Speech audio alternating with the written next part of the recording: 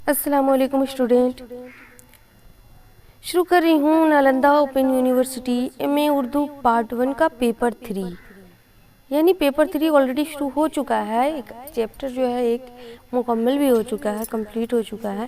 اب چیپٹر 2 یعنی اکائی 2 شروع کرتی ہوں۔ اس کا جو موضوع ہے ٹاپک مختلف اصناف سخن کا تعارف، یعنی الگ الگ صنف کا الگ الگ شخص کے بارے میں انٹروڈکشن کرنا ہے، ٹھیک ہے۔ اب دیکھیے ان کا موضوع کیا ہے، سبق کے خد و خال کیا ہے۔ تو مطالعہ کا مقصد ہے، تعارف ہے، غزل فن اور آغاز، قصیدہ فن اور آغاز، مثنوی فن اور آغاز، مرثیہ فن اور آغاز۔ نظم میں بھی وہی فن اور آغاز ہے، خلاصہ کلام، مشق کے لیے سوالات، مزید مطالعہ کے لیے کتابیں۔ تو ان سب سے سبق کے خد و خال شروع ہوتے ہیں۔ اب آتے ہیں مطالعے کے مقصد پر۔ 2.1 اردو شاعری کا آغاز امیر خسرو سے ہوتا ہے۔ ظاہر ہے پڑھ بھی رہے ہیں آپ لوگ امیر خسرو کے بارے میں، دیکھیے گا میرے چینل پر سب دستیاب ہیں، آپ لوگوں کو سیریل سے میں لے کر آئی ہوں۔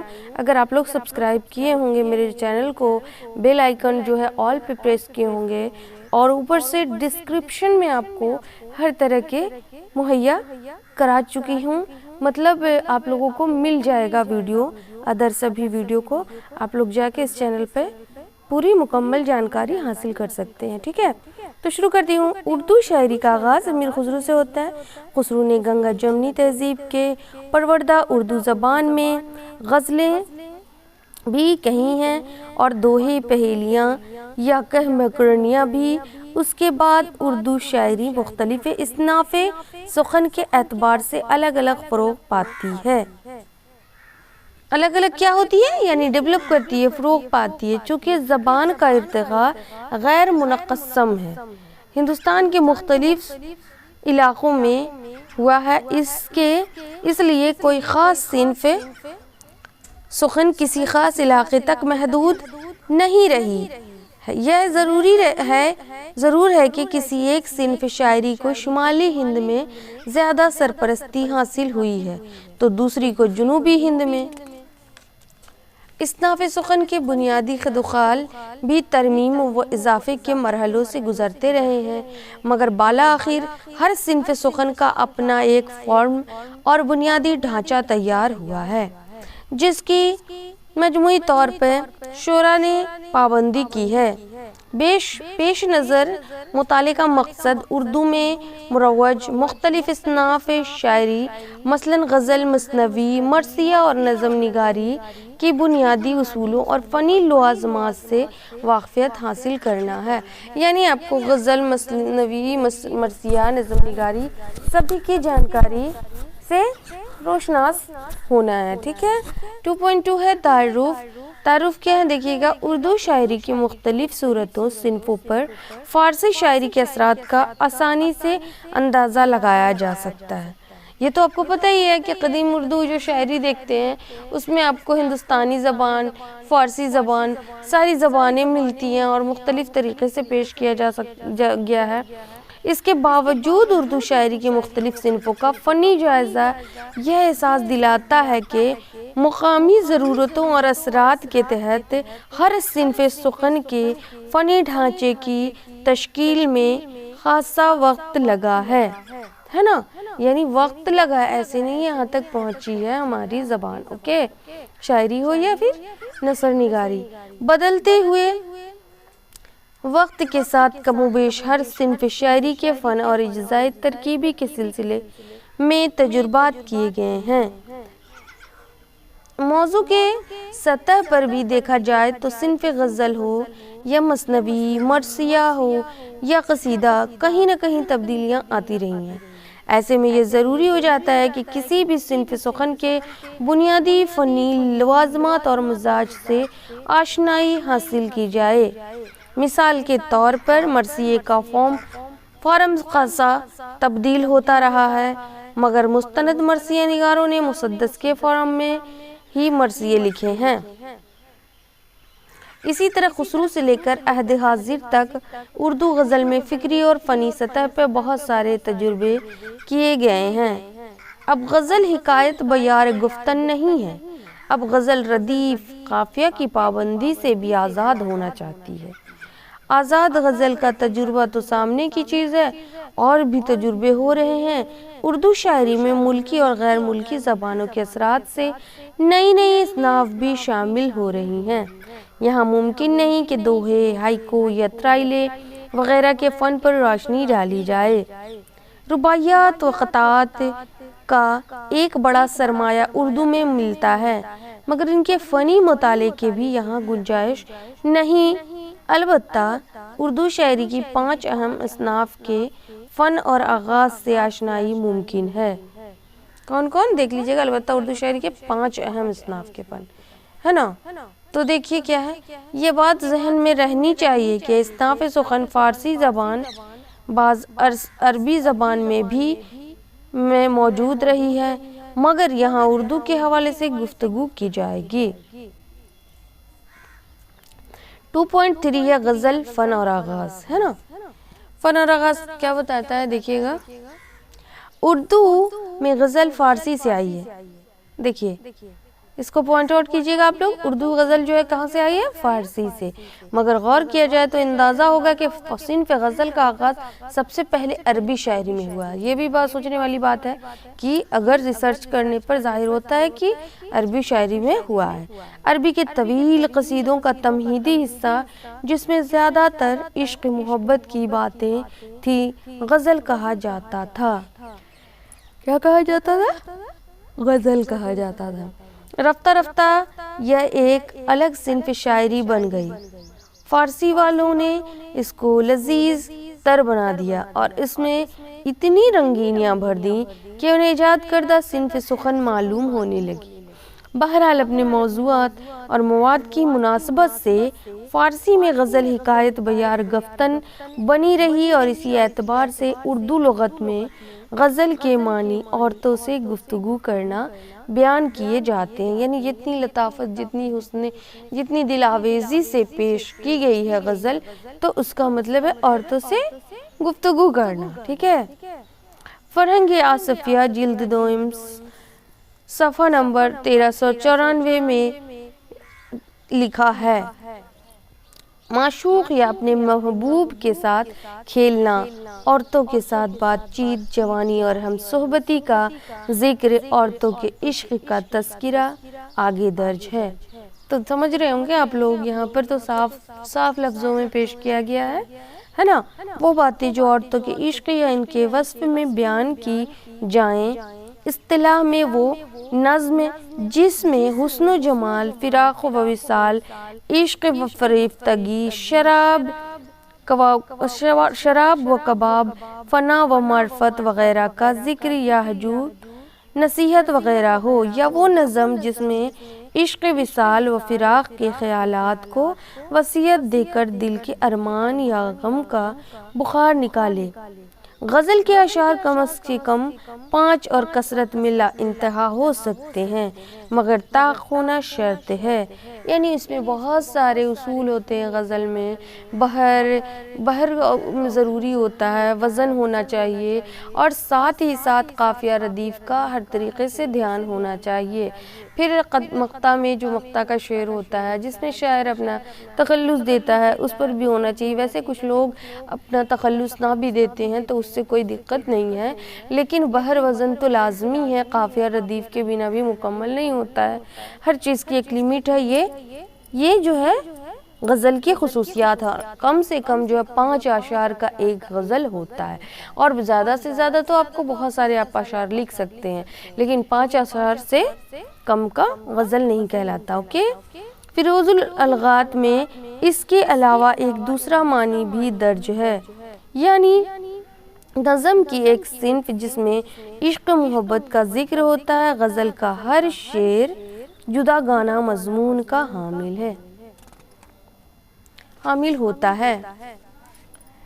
اس کا پہلا شعر مطلع اور آخری مقطع کہلاتا ہے، میں نے کہہ دیا تھا نا پیچھے، تو مقطع کہلاتا ہے۔ اور چھوٹے چھوٹے شارٹس ویڈیو میرے چینل پہ ملے گا، جو آپ لوگ بہت ہی کم، یعنی کچھ سیکنڈ میں ہی معلومات حاصل کر سکتے ہیں۔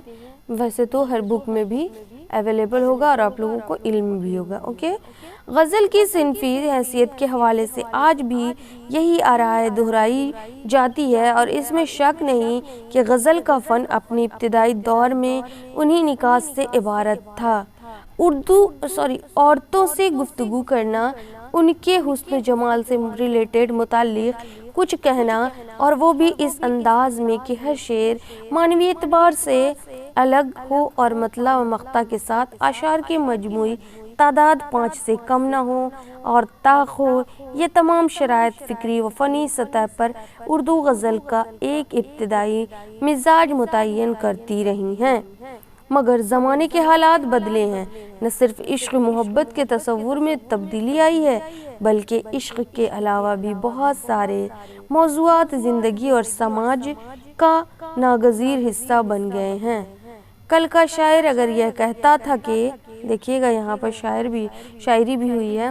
وعدہ کیا تھا اس نے کہ آئیں گے شام کو اور صبح سے چراغ جلائے ہوئے ہیں ہم.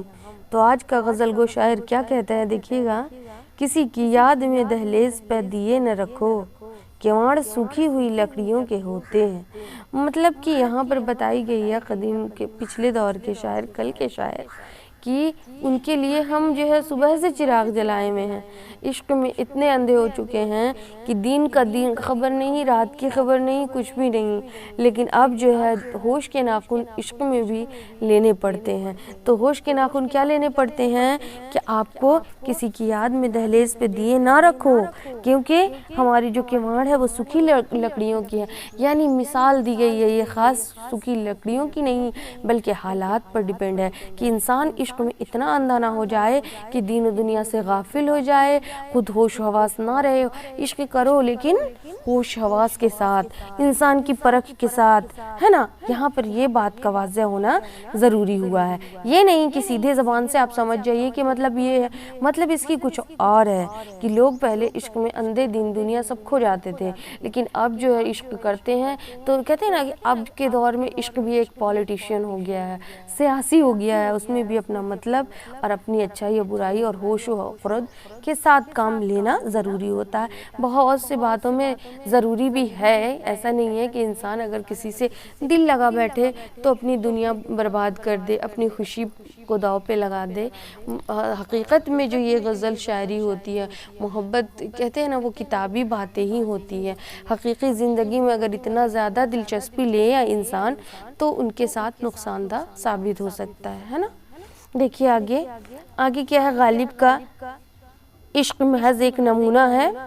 وفا کیسی کہاں کا عشق جب سر پھوڑ نہ ٹھہرا، وفا کیسی کہاں کا عشق جب سر پھوڑ نہ ٹھہرا، تو پھر اے سنگ دل تیرا ہی سنگ آستاں کیوں ہو. سنگ مطلب پتھر ہوتا ہے. جب سر پھوڑنا پڑا تو تے سنگ دل یعنی پتھر دل، تو جو پتھر ہی ہے تو آستہ کیوں بنائیں گے تجھے، جب اپنا کیوں بنائیں گے، جب مجھے سر ہی پھوڑنا پڑے تو وہ پتھر ہی دل ہے تو ہے نا. تو اب دیکھیے مگر سر تسلیم خم ہے جو مزاج یار میں آئے کا تصور اب دوسروں کو بھی کہاں پسند آتا ہے. اور یہ تو زندگی کا صرف ایک ہی پہلو ہوا. زمانے کے انقلاب نے خود غالب کے عہد یعنی غالب کے زمانے میں کتنے نئے مسائل پیدا کر دیے تھے. آدمی کو بھی میسر نہیں انسان ہونا، مشکلیں اتنی بڑی پڑیں مجھ پر کہ آسان ہو گئیں، ہے نا. یہ بھی اشعار ہے. بوئے گل نالے دل دو چراغ محفل، جو تیری بزم سے نکلا سو پریشان نکلا.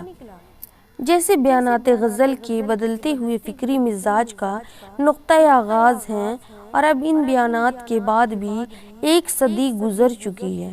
کیا ہو چکی ہے؟ ان سب باتوں کے بعد بھی ابھی جو ہے ایک صدی گزر چکی ہے نا. 100 سال کی جو ایک صدی ہوتی ہے.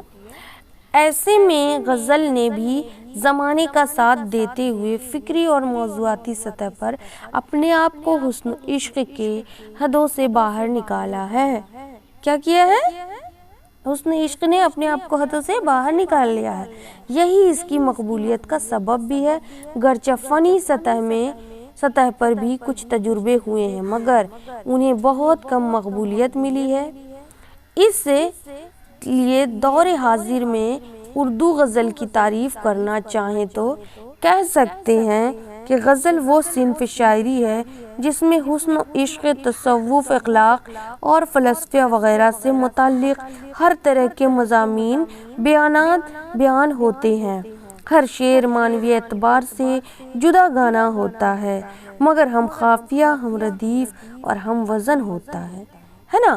یعنی مطلب جو شعر جیسے لکھتے ہیں، مثلا میری ایک شاعری ہے، ہر شجر میں ثمر نہیں ہوتا، ہر بشر معتبر نہیں ہوتا، تو آپ کا ایک شعر مکمل ہو گیا۔ اب دوسرا اشعار ہے میرا، یاد کرتی ہوں رات دن اس کو پر اسے کچھ اثر نہیں ہوتا۔ آپ کا قافیہ ردیف ایک دوسرے سے ملتا جلتا ہے، لیکن معنی مفہوم دونوں کا الگ ہے نا۔ یہی ہوتا ہے ایک شاعری۔ میرے چینل پہ آپ کو غزل بھی ملے گا جو میرا خود کا لکھا غزل ہے۔ میں کچھ غزل بھی کہتی تھی، ابھی فی الحال میں ڈسٹرب ہو چکی تھی، میرے ساتھ کچھ ذاتی الجھن آ گئی تھی، یوں سمجھیے بہت بڑی ٹریجڈی بھی ہوئی ہے میرے ساتھ، جس کی وجہ سے میں کافی پریشان ہو گئی تھی، تو میں شعر و شاعری سے بھی سمجھ لیجیے کہ ناتا ٹوٹ چکا ہے، لیکن ہاں دلچسپی ابھی بھی باقی ہے۔ اگر میرا مائنڈ فری ہوگا تو انشاءاللہ شعر و شاعری بھی کروں گی۔ تو بہت ساری بات ہے، مجبور ہوں میں کیا بتاؤں آپ کو ویڈیو میں، ٹھیک ہے۔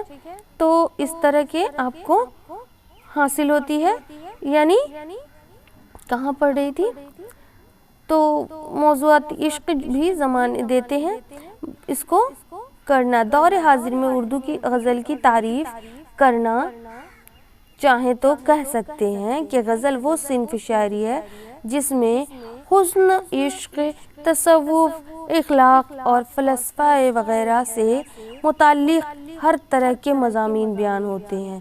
ہر شاعری میں یہ وزن ہوتا ہے، گویا غزل وہ صنف سخن ہے جس کے اشعار معنی کے اعتبار سے مختلف ہیں، الگ ہیں اور ان سے مربوط ہوتے ہیں۔ غزل کے پہلے دونوں مصروں میں قافیہ اور ردیف کا استعمال ہوتا ہے نا۔ کس کا استعمال ہوتا ہے؟ تو قافیہ اور ردیف کا۔ اسے مطلع کہتے ہیں۔ اگر ایک کے بعد دوسرا مطلع بھی لکھا جائے تو وہ حسن مطلع ہے۔ مطلب اگر اسی ٹائپ سے پھر دوسرا لکھنا ہے، یعنی جب سے 2 اشعار میں نے لکھ لیا، اس کے بعد تیسرا اشعار بھی پہلا جو شروع کرتے ہیں، تیسرا لائن کا جو پہلا ہے اس کو بھی اگر مطلع میں ہی لکھ دیا، ایک سا جیسا لکھ دیا، قافیہ ردیف کو ایک کر دیا، تو وہ مطلع کیا کہلائے گا؟ حسنی مطلع کہلاتا ہے نا۔ باقی اشعار کے صرف 2 مصرے، دوسرے مصرے میں قافیہ اور ردیف کا استعمال ہوتا ہے۔ بعض غزلوں میں ردیف نہیں ہوتی ہے، انہیں غیر مردف غزل کہتے ہیں۔ اب دیکھیے یہ سوال بنتا ہے، وہ کون سی ایسی غزل ہیں جن میں ردیف نہیں ہوتی ہے، اسے کیا کہتے ہیں؟ تو غیر مردف آپشن ہے، بالکل نیٹ کا ہی بنتا ہے یہ کوشچن، کیونکہ آپ کو آبجیکٹیو کوشچن نہیں آتا ہے اس میں ایم اے میں، تو یو جی سی جو N T A U G C NET ہے، اس میں اس طرح کے سوال بنتے ہیں۔ جو بھی پریپیئرڈ ہیں، جو بھی ایلیجیبل ہیں یو جی سی نیٹ کے لیے یا پھر ادر جو بھی کمپٹیٹیو ایگزام ہوتا ہے، اس میں اسی طرح کے سوال بنتے ہیں، ٹھیک ہے۔ کہا جاتا ہے غزل کا آخری شعر جس میں شاعر اپنا تخلص بیان کرتا ہے کیا کہلاتا ہے؟ تو مقطع کہلاتا ہے نا۔ مطلع کی مثال دیکھیے، یہاں کیا ہے؟ مطلع ہے، شروع کا ہے، دلی ناداں تجھے ہوا کیا ہے، آخر اس درد کی دوا کیا ہے۔ یہ مطلع ہے، دونوں ایک سا ہے نا، دیکھیے گا نا، ہوا کیا ہے، دوا کیا ہے۔ اب مقطع کی مثال یہاں پر دیکھیے، انہی کا ہے، غالب کا ہی شعر ہے۔ مقطع کی مثال، میں نے مانا کہ کچھ نہیں غالب، یہاں پہ غالب کا نام ہے جو تخلص ہے۔ مفت ہاتھ آئے تو برا کیا ہے، یہ دیکھیے ہوا، دوا اور برا، یہ ایک میچ کر رہا ہے نا، تو یہی میرا جو ہے قافیہ ہے، ٹھیک ہے۔ قافیہ اور ردیف اسی کو کہتے ہیں، ٹھیک ہے۔ سمجھ رہے ہیں نا کہ کیا ہے جو ہے وہ ردیف ہے، اور دوا، ہوا اور برا جو ہے وہ قافیہ ہے، ٹھیک ہے۔ آگے بتایا گیا ہے یہاں ہوا، دوا اور برا قوافی ہیں، قافیہ بولے نا، قافیہ کا جمع قوافی بتایا گیا ہے۔ ردیف آخری شعر میں مرزا اسد اللہ خان کا تخلص، نہیں سوری، ہوا، دوا اور برا قوافی ہیں، اور کیا ہے جو ہے وہ ردیف ہے، ہاں بالکل صحیح، تخلص غالب استعمال ہوا ہے، ٹھیک ہے۔ غزل کے اشعار کی تعداد متعین نہیں ہے، कम से कम 5 अशार कहे जाते हैं और आम तौर पर 7, 9, 11, 13, 15 अशार गज़लें कही जाती हैं। गज़ल के अशार की मजमूई तादाद ताक होना भी ज़रूरी नहीं रहा, 6 या 8 अशार की भी गज़लें लिखी जाती हैं, यानी 9, 11, 13 ये जो करके हुआ ना, इसे ताक बोला जाता है। लेकिन ऐसी बात नहीं है, अब को चेंज करके 6, 8, 7, 5, 10 बराबर में भी कर दी गई है, ठीक है। गज़ल में कभी कभी तसलसल ख़याल की मिसालें भी मिलती हैं, यानी तमाम अशार एक ही तरह के ख़यालात या कैफियत को पेश करते हैं, यानी एक टॉपिक पे भी हम गज़ल लिख सकते हैं। ऐसा नहीं है, जैसे मेरा अशार एक है, बंदे शरीफ बन के दिखाते हैं कुछ लोग, बेसब्र नमाजी का बनाते हैं कुछ लोग, हक़ वालिदैन का अदा करने से भी करते हैं गुरेज, और इस तरह के जो मतलब वो सीरियल से है, तो उस पर भी आप गज़ल उसे भी कह सकते हैं, ठीक है। गज़ल कहने के लिए पूरी जानकारी होनी ज़रूरी है, ठीक है। तो पेश करते, इस तरह की गज़लों को गज़ल मुसलसल कहा जाता है, यानी एक तरह की है तो मुसलसल कह देंगे। कहा जाता है अरबी शायरी में गज़ल के जो इब्तिदाई नमूने मिलते हैं वो ज़्यादातर इसी रंग के हैं। फ़ारसी में गज़ल के हर शेर का मज़मून अलग होने लगा है, यानी फ़ारसी में जो है चेंज कर दिया गया, लेकिन अरबी जो है उसमें मुसलसल गज़ल ही कही जाती है, बेशतर वही मिलती है। यहाँ इस नुक्ते की तरफ इशारा ज़रूरी है कि अब उर्दू के अलावा हिंदी और दूसरी मुल्की और इलाक़ाई ज़बानों में भी गज़लें लिखी जा रही हैं, जिनमें कभी कभी बहर और वज़न से इनहराफ की मिसालें मिलती हैं, मगर उर्दू गज़ल अब भी काफ़िया, रदीफ़ और बहर की पाबंद है। एक बात मैं बताना चाह रही हूँ आप लोगों को कि अगर आप लोग पेपर 3 जो शुरू कर रहे होंगे या पढ़ रहे होंगे, इसमें पेपर 1 एंड पेपर 2 के मुताबिक बहुत ही ईज़ी वे में समझ में आ रहा होगा मेरे ख्याल से, क्योंकि मेरे लिए ये पेपर बहुत ही आसान था।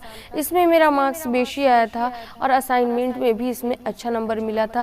पेपर 1 और पेपर 2 में असाइनमेंट पे भी मुझे बहुत कम नंबर मिला था, इसलिए इसको अच्छे तरीके से आप लोग भी पढ़िएगा।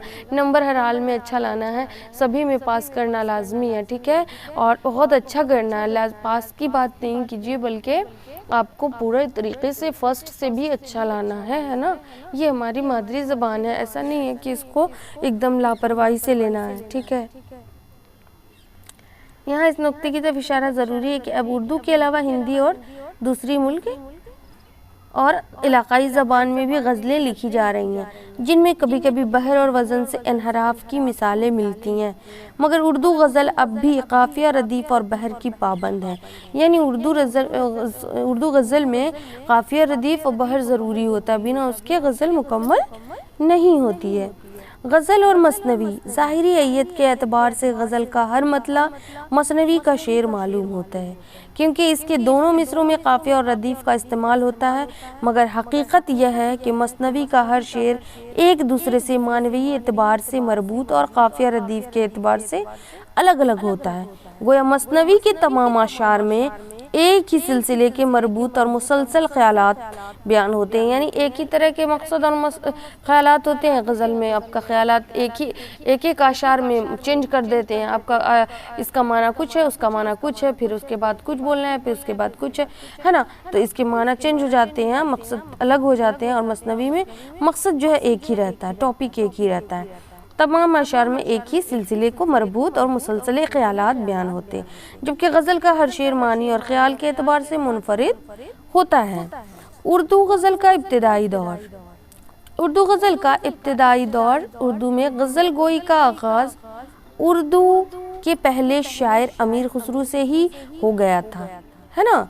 बाज़ फ़ारसी शुअरा की तरह खुसरू की भी एक गज़ल ऐसी मिलती है जिसका एक मिसरा या मिसरा का आधा हिस्सा फ़ारसी का है और दूसरा मुकामी भाषाओं या कदीम उर्दू और हिंदी का। मसलन देखिए, यहाँ पर भी अमीर खुसरू का एकदम मशहूर शायरी पेश किया गया है।